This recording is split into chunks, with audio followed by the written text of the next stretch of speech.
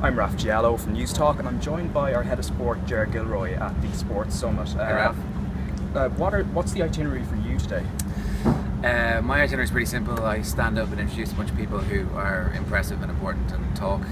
I actually get to do 2 interviews as well. I'm interviewing a guy who was a former Olympian who's turned into one of the top 30 under 30 tech people. I'm always interested to see what these people are like in real life. Yeah. And I'm interviewing Jeremy Schaap a little bit later on as well. Schaap has won multiple Emmys. He wrote the book The Cinderella Man, the movie was based on, and is one of the ESPN's more kind of thought-provoking investigative journalists.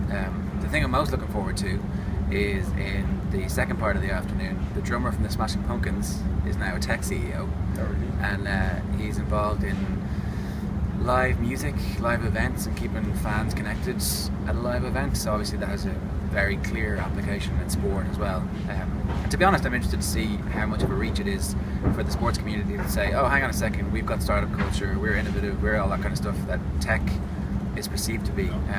And if it's not a reach at all, then why aren't we doing more of it as a group? Because there's only a very small bunch of people, particularly in Ireland, who work in sport full time, and I think events like this, where sport is elevated to the same point as technology and food, is a real opportunity for sport in Ireland to put its best foot forward, and also to tap into some of the most creative, intelligent, articulate, brilliant minds that there are out there.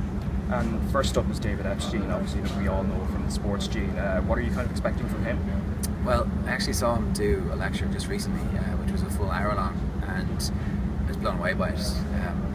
So I'm hoping that in 15 minutes he does something completely different from a short version of the hour long. But what I expect from him is further mind-bending correlation of information that makes you completely rethink things that you thought you knew.